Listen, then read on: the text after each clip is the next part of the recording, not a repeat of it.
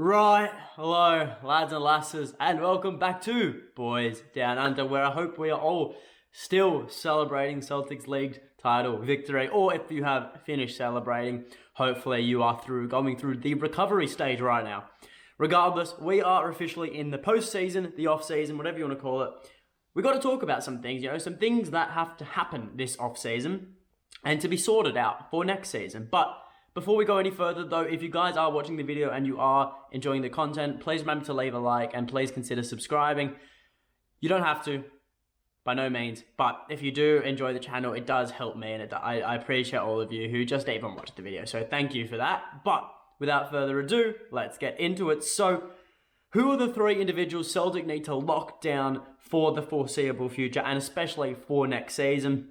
And I'm sure you can all guess by the thumbnail, it's our superstar from Portugal, our American boy, and our one and only first-class Postecoglou. That's a terrible, I should have just said Postecoglou. I should never have tried to, no. Scratch that. Regardless, let's do that in order. And firstly, and not most importantly, but certainly very importantly, Jota. Now, quickly on Jota, infuriating. It's absolutely infuriating to see the state and the class of the Rangers fans on the plane with both Jota and Carl Starfelt. It was classless. Recording him all flight, putting stickers on his hat, videoing him, chanting about him. It's just absolutely tasteless and classless, and it's just a scumbag behaviour. The man's just trying to enjoy his flight, but in the words of Carl Starfelt, respect the champions. Anyways, a little rant over. Jota arrived on deadline day, and there were there were a lot of question marks about Jota. Would he be physical enough? Does he have an end product? He's never been any good at any of his other clubs, so what's going to make him good at Celtic? Well, just all this skepticism, A lot of people believing he's not worth the 6.5 million buyout clause that was agreed in the loan deal. But from the word go, he was on. He was so off the mark. He was on fire. His footwork dazzling every single matchup he had. His footballing IQ was through the roof. And he has just been the X factor all season long for Celtic, And he's been the difference maker when Celtics needed him most. 13 goals, 14 assists in 40 appearances in all competitions this season. Some of those goals absolutely crucial. The late winner against Aberdeen, the double against Aberdeen in February, an early opener against Rangers, just to name a few. There's so many more. He's won 3 Player of the Month awards, in October, November, and April. He was included into the PFA's team of the season. He's got 1 Scottish Premiership and 1 League Cup title. That's not bad at all, and he has been one of the standouts this season for Celtic.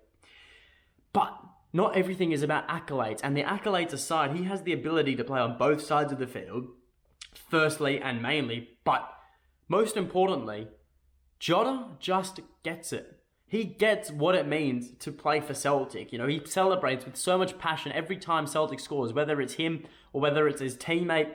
And he gets along with the squad so well, interchanging with Diaz and Maida seamlessly. His dual celebrations with Kyogo. Even his reaction to getting subbed off for Kyogo on his return match. So heartwarming. And look at him right now. He's out on holiday in Ibiza with Carl Starfelt, Cameron Carter-Vickers, Stevie Welsh, maybe more as well, but apparently he's really good mates with Carl Starfelt. Who would have thought that? You learn something new every day. If you had asked me who I think he's best friends with in the team, I'd probably say,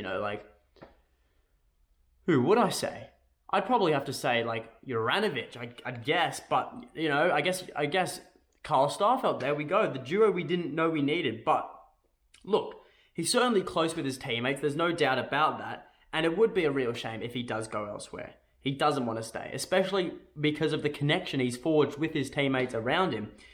And all the signs point to the fact that he's loving it at Celtic, and all the rumours and reports, if they all prove to be false, it's going to be so heartbreaking. It's heartbreaking enough having Tom Rogic leave, not Jota as well. Don't do that to me, Celtic. Don't do it to me, Jota. But all we can do is hope and pray that he chooses to stay at the club. But if he does, he needs to be locked up, Without a doubt, we can't be signing him to a minimum 1-2 year deal. It has to be 4 years and onwards. Minimum, 4 years minimum, and give him as much as he wants. He's our superstar from Portugal. Have him at the club next year. Next, Cameron Carter-Vickers. Our brick shithouse. Our American boy. The best defender in the league and one half of the best centre-back pairing in the league. By himself, Cameron Carter-Vickers has been absolutely unstoppable and unbeatable this year, you know. He's clearly shown he's the best defender in this league, you know. And he might not always put up incredible numbers, but the numbers really never matter as a centre-back. It's more the performances you put in, and you know the performances he puts in do not disappoint. He's never had a bad game for Celtic, so that I can remember, you know, and he was never nervy nor unsure. He was always so solid in defence and dominant, despite not even being that tall of a centre-back. And his partnership with Carl Starfelt is the best in the league. You know, this season, them two have not lost a game when they've played together. That's an incredible stat. So, you know, they've obviously forged a great partnership between the two and a great understanding at the back. And the thing is, even if he's going to cost £10 million, it's worth it. You can see he enjoys the squad around him as well. He's off partying in Ibiza with Carl Starfelt and Jota and Stevie Welsh right now. But, you know, also Cameron Carter-Vickers, you know, we can't discredit the fact that he was the player of the season for so many people this year. You know, so many people had him as the player of the season. So it was literally a coin flip between him and McGregor. I personally thought Cameron Carter-Vickers deserved the award, but I wasn't upset because that it went to McGregor, because they're both equally as deserving, and it probably should have gone to both equally, but still. Easily, Cameron Carter-Vickers, the best, if not the second best, at Celtic this year. You know, but look, for him and for Jota, the same thing proves true. They're both so young. Cameron Carter-Vickers is 24, Jota is 23. They're still young. They've built a connection with the teammates around them. We should try and keep these connections going for as long as possible. You know, not keeping these guys, not making as great an attempt as we can to keep these guys at this club would be one of the worst decisions ever made by the club in recent times. You know, it probably be a worse decision than signing Albion Ajeti last year over Ivan Toney, but we ignore that. But look, obviously at the end of the day, I know that it's still the player's choice. I know the club can only do so much to entice the players to stay. But, you know, with both partying in Ibiza, a Celtic fan actually ran into them and he asked both Jota and Cameron Carter-Vickers about their future at the club. Their response was the same. It's a long summer. Now, that is a very, very bleak and very not... It's one of those typical press release messages where they don't give anything away. So I'm a bit concerned, but hopefully I have no reason to be. And you know what? Champions League football next year. You know, if Cameron Carter-Vickers goes back to Spurs, he probably won't play consistently for Spurs. He'll probably get signed off to another team who won't be in the Champions League. And Jota, I don't even know if Benfica are in the Champions League. I think Sporting won the Portuguese league, so I think Benfica will be missing out as well. But, you know, is what it is. Regardless, the third and final person Celtic need to tie down for this next season and seasons after that, and for a very, very long time for that matter, is the gaffer, the boss, Ange Postecoglou. I got that one right. You know, who? Ange Postecoglou. What can I say about him? Just as I was about to record this video, you know, he won the Glens Vodka SPFL Manager of the Year to add to his PFA's Manager of the Year and Scottish Writers Football Association Manager of the Year award. That's 3 from 3 for Ange, a 3-peat already. He also won the league in a season where he was tipped to be sacked by Christmas.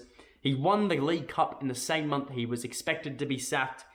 He was absolutely belittled by Alan Brazil at the start of the season, and he has made him eat his words completely and issue a public apology. Ange turned a 25-point deficit into a 4-point lead. Ange restored passion to this football club. And Ange gets Celtic. He doesn't just get Celtic, he gets us, the fans. He knows that we're not just fans. We are servants of the club. The club runs in our DNA. We bleed green and white. And Ange, he just gets that. It's not a hard concept to understand. And by no means, from day one, Ange has fully understood that. You know, he has restored Celtic Park as a fortress. He has completely rebuilt this squad with further room for rebuilding as well in the upcoming transfer window. He has his fingerprints all over it. He has the team playing beautiful trademark Ange ball. And despite his accolades, accolades only show so much. We need Ange Postecoglou as the leader of as our leader for the foreseeable future. You know what? The squad is his, without a doubt. The squad has all his fingerprints over it. If a new manager was to come in, it'd be practically rebuilding. Again, the whole team would have to adapt to a new playing style. It would be shambles. All right? And obviously, Ange is just incredible. The greatest Australian manager of all time. And he's here for 10 in a row. So Ange needs to be tied down, without a doubt. He deserves the job security first and foremost. He deserves the absolute cash he will get from this. And he deserves to be the manager, without a doubt. There are no better candidates out there for Celtic's manager. He took Celtic out of one of our darkest periods, one of the darkest years, and he was the salvation, and he took us to the light. Give him a lifetime contract, because Ange absolutely deserves it. The best way for this club to go about the next few years is to have Ange at the helm, especially into Champions League football next season. Give him what he wants, Celtic, because it is the best decision you guys will ever make. Well, the second best decision. The first best decision was appointing him in the first place. The second best decision you'll ever make, giving him what he wants, without a doubt. But that is all from me. So please remember to consider leaving a like and subscribing to the channel. And leave in the comments below what are your thoughts on the situations with Jota, Cameron Carter-Vickers, and Ange. Obviously, every Celtic fan in their right mind will want all three to stay, for as long as possible. But I want to hear what you guys think. Leave it in the comments below. And until next time, hail, hail.